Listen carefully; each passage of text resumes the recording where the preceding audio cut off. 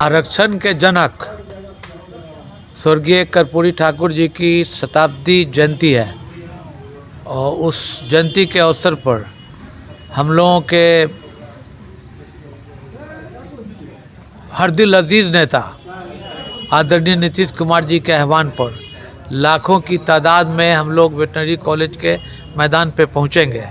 यहाँ पर इंतज़ाम अपने स्तर से हम लोगों ने हज़ारों लोगों के खाने पीने का इंतज़ाम, कंबल, तोशक, तकिया, भोजन, जिसमें सब पूरी, कचौड़ी, सब्जी, हलवा सब दिया जाएगा और सब लोग यहाँ रात में रहेंगे।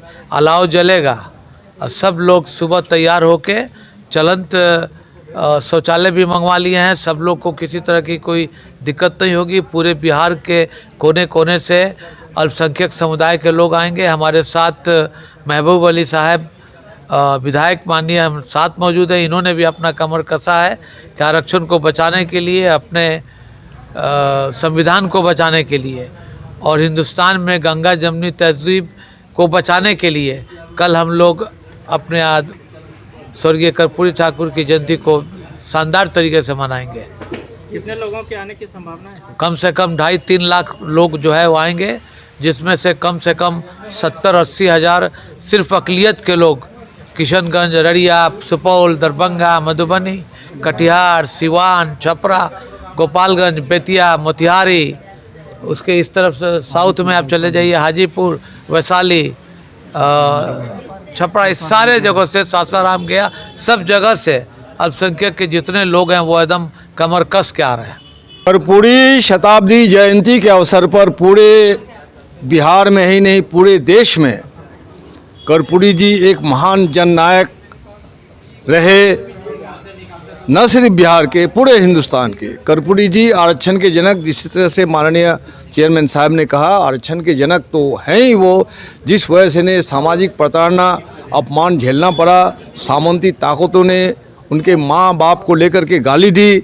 इन तमाम चीज़ों को सह के उन्होंने जो शिक्षा का अलग जगाया, शिक्षा का भी, कर्पूरी जी पहले व्यक्ति हैं, पहले राजनेता है जिन्होंने कहा कि जिस तरह से सूरज की रोशनी तमाम लोगों को पाने का हक है, उसी तरह से शिक्षा भी आम जनता, गरीब गुरबा और दलित जनता को हासिल करने का हक है। इसलिए शिक्षा को पहले दफ़ा जो कर्पूरी जी मुख्यमंत्री बने, उन्होंने मिडिल तक शिक्षा मुफ्त की। उसके बाद दूसरी दफ़ा जो वो शिक्षा मंत्री बने, उन्होंने वो मैट्रिक तक शिक्षा जो है मुफ्त की। और हालांकि मैं भी उनके पक्ष में हूँ, लेकिन सामंती और एलिट क्लास ने उनकी क्रिटिसाइज की।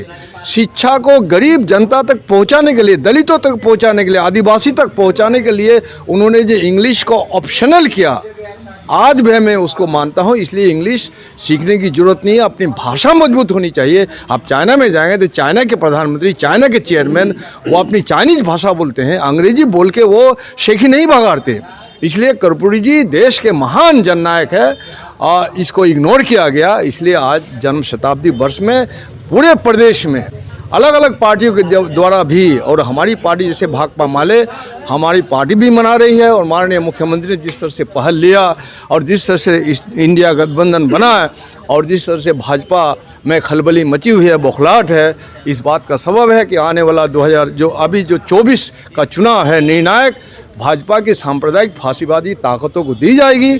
और आज मैं चेयरमैन साहब के पास आया था कि कर्पूरी जयंती के अवसर पर क्या किया जाना चाहिए, कैसे हम लोग मनाएं, क्योंकि हम अल्पसंख्यक हैं। अल्पसंख्यक होने का जो दर्द है उसको मैं शिद्दत से महसूस करता हूं। हमारी भागीदारी को जो नकारा जा रहा है, हम इसी चमन के लोग हैं और हम मौत तक हम इसी हमारे कब्रिस्तान में ही हमारी दफन होगी। हमारे वारिस लोग इसी ज़मीन पर दफन होके हैं। इसलिए भाजपा की कोई किसी साजिश को कामयाब नहीं होने दिया जाएगा।